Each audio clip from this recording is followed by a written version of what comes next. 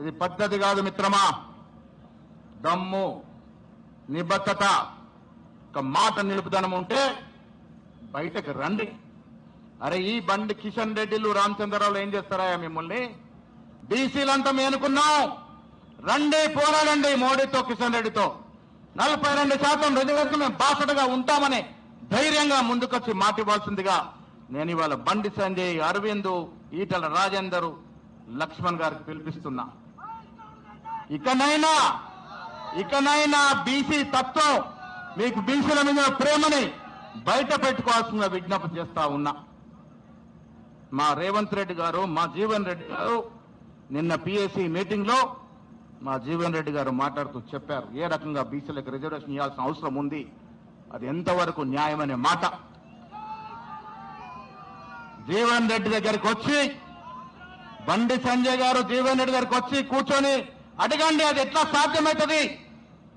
మీరు ఒక రెడ్డి మాకు మద్దతు పలుకుతున్నారు కదా, ఏ రకంగా సాధ్యమవుతుంది అడిగితే వారు మీకు వివరంగా వివరిస్తాడు. ఆ రకంగా ముందుకు పోదామనే మాట చెప్తా ఉన్నా. ఈ దమ్ము లేని రాజకీయాలు, ఈ సత్తా లేని రాజకీయాలకు ముందు నడవై. ప్రజలు తెలివికలని వారండు. ఎవడు మాటిస్తాడో, ఎవడు మాటను నిలబెడతాడో తెలుసుకున్నారు. ఇవల్ల ముందు ఆటలు సాగాయి కాబట్టి జాగ్రత్తగా బీసీ బిల్లుకు మద్దతు ఇవ్వాల్సిందనే విజ్ఞప్తి చేస్తా ఉన్నా. అభివృద్ధి ధ్యేయంగా ముందుకు పోతా ఉంది మా ప్రభుత్వం. ఇంజనీరింగ్ కళాశాల ఈ 19 నెలల్లో తెచ్చిన ఘనత కాంగ్రెస్ పార్టీ రాష్ట్ర నాయకులు, మంత్రులు పొన్నం ప్రభాకర్, లక్ష్మణ్, వివేక్ గారు, నాయకులు.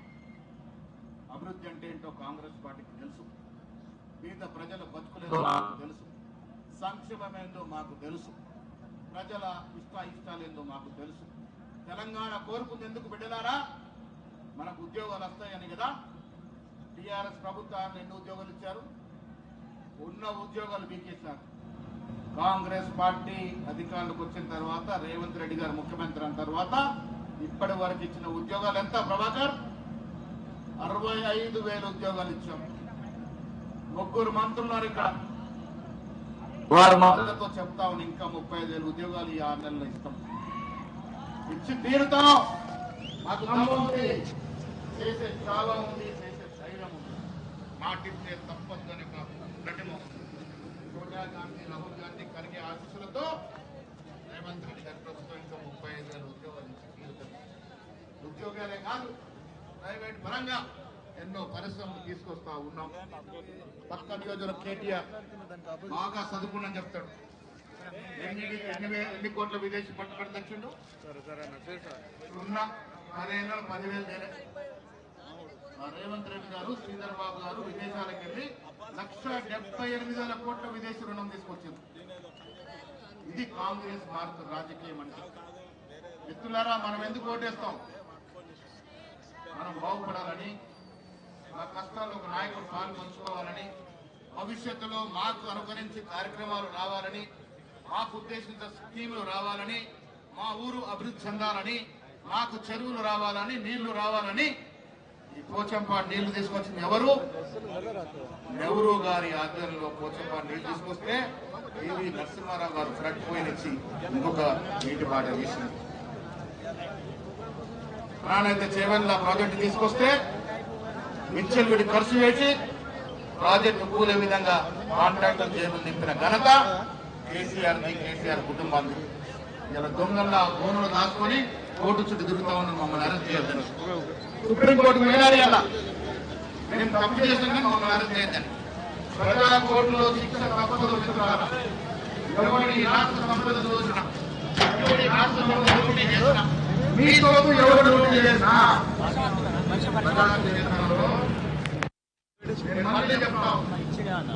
వచ్చే ఎన్నికల నాటికి రాజకీయ ముఖ చిత్రంలో టీఆర్ఎస్ పార్టీ ఉండదు.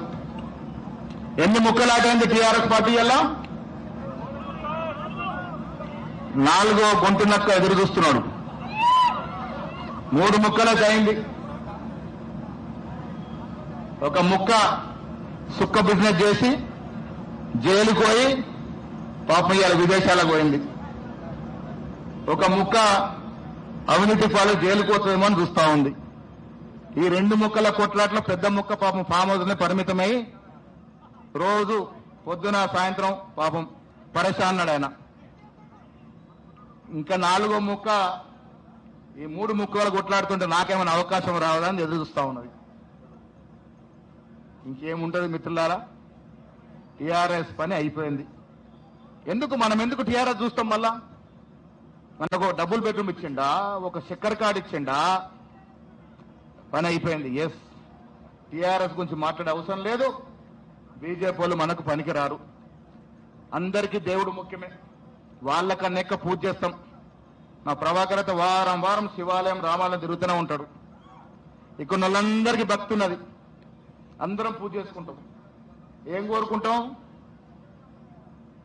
దేవుళ్ళతో ప్రజలతో మాకు ఓట్లేపియని ఘోరం. ప్రజలు క్షేమంగా ఉండాలా, మా కుటుంబంతో పాటు అందరు క్షేమంగా ఉండాలని కోరుకుంటాం. ఎన్నికలు వచ్చినప్పుడు దేవుడి పేరు ఎక్కడ వాడం, అసలే తీసుకోం. దేవుడు అందరు వాడే. బీజేపీ పార్టీ ఏదో శ్రీరామచంద్రుడే పుట్టించినట్టు, ఆయనకేదో సభ్యత ఉన్నట్టు మాట్లాడతారు వీళ్ళు. అక్షింతలు అసలుకే తీసుకురాము. మాది శ్రీనివాస్ గారు చెప్తున్నారు. అక్షింతల పేరిట కూడా రాజకీయమే. అక్షింతలు వేస్తే ఓట్లు లాల్తాయని. ఎంత డ్రామాలండి. దేవుడు చోట దేవుడున్నాడు. దేవుని రాజకీయాలకు లాగకండి దయచేసి. దేవుడు మహానుభావుడు, పెద్దోడు. శ్రీరామచంద్రుడు నిజంగా బీజేపీ పార్టీకి ఏం సంబంధం చెప్పండి? ఎప్పుడు పుట్టింది బీజేపీ పార్టీ? స్వాతంత్రం వచ్చినాక 45 ఏళ్ళకు పుట్టింది. 1980లో పుట్టింది. శ్రీరామచంద్రుడు ఎప్పుడు వాడు? కొన్ని వేల సంవత్సరం క్రితం. శ్రీకృష్ణుడు ఎప్పుడు వాడు? అంతకన్నా పూర్వము. ద్వాపర యుగం ముందే కదన్నా, రామాయణం కన్నా జీవనన్న తృతాయం ముందు. వాళ్ళని తీసుకొచ్చి ఇప్పుడు వీళ్ళు ఆడుకుంటారు. అసలు మోడీకి ఏం సంబంధము? సంసార జీవితం తెలియని నాయుడు, ఆయనకేం సంబంధము? కష్ట సుఖాలు ఏం తెలుసు? ఇవాళ ఓట్ చోరీ, 3వసారి మోడీ ఎట్లా అధికారంలోకి వచ్చిన మిత్రులారా? రాహుల్ గాంధీ ఓట్ చోరీ, ఓటు దొంగతనం చేసి మహారాష్ట్ర లాంటి రాష్ట్రంలో ఒక్క ఇంట్లో సింగిల్ బెడ్రూమ్ ఇంట్లో 49 ఓట్లు ఉంటాయండి. సింగిల్ బెడ్రూమ్ ఇంట్లో మహారాష్ట్రలో బొంబాయిలో 49 ఓట్లు. బొంబాయి నాడికి ఓటు గుజరాత్ లో ఉంది, కర్ణాటకలో ఉంది, తమిళనాడులో ఉంది. అంటే ఎక్కడ రాష్ట్రంలో ఎన్నికలు అయితే అక్కడ పోయి ఓటేస్తున్నాడు వాడు. బీజేపీ సానుభూతిపాడు. అదే బీహార్లో ఎస్సీ ఎస్టీ బీసీ ఓటు తెలుగుస్తారు. ఎందుకంటే కాంగ్రెస్ పడతాయని. అంటే వాళ్ళు ఇష్టారాజ్యం, ఎలక్షన్ కమిషన్ ఇష్టారాజ్యంగా వాడుకొని వాళ్ళకి అవసరం చోట ఓట్లు తీసేస్తున్నారు, వాళ్ళు అవసరం లేని చోట ఓట్లు జమ చేస్తున్నారు. ఇంత దొంగనీతికి పాల్పడి 3వసారి అధికారంలోకి వచ్చింది మోడీ గారు. ప్రజా మద్దతుతో రాలే మోడీ గారు, ప్రజా మద్దతుతో గెలవలే. 400 తుస్సుమన్నారు. ఈ గెలుపు కూడా ఇవాళ రూఢి అయింది. రాహుల్ గాంధీ గారు రుజువులతో సహా రుజువు చేసిండు. దొంగోట్లతో ప్రభుత్వం వచ్చినట్టు. మోడీ గారికి ఒక్క క్షణం కూడా ప్రభుత్వం ఉండే అర్హత లేదు. నైతిక విలువల మీద నమ్మకం ఉంటే, ప్రజాస్వామ్య విలువల నమ్మకం ఉంటే మోడీ గారు తక్షణమే రాజీనామా చేయాలి. ఎందుకంటే రాహుల్ గాంధీ గారు రుజువు చేశారు మీ దొంగతనం చేసి ఓట్లతో ఎలక్షన్లో గెలిచారని. కాలం చెల్లింది. ఈ రాష్ట్రములో మేమిచ్చే సంక్షేమం దృష్ట్యా, మేమిస్తున్న అభివృద్ధి దృష్ట్యా మళ్ళా ఎన్నికల నాటికి రేవంత్ రెడ్డి గారు, భట్టి గారు, ఈ నాయకులందరి నేతృత్వంలో కాంగ్రెస్ పార్టీ మళ్లీ 100 సీట్లకు తగ్గకుండా గెలిచి అధికారంలోకి వస్తాం. ఇదే చొప్పదండిలో 3 ఏళ్ల తరువాత 100 సీట్లు గెలిచి మా సత్యం అధ్యక్షతన ఇదే చొప్పదండిలో విజయోత్సవ ర్యాలీ జరుపుకున్నాం. ఇయ్యాల ర్యాలీ లాగానే మాట చెప్తా ఉన్నాం. వేరే పార్టీకి భవిష్యత్తు లేదు ఇక్కడ.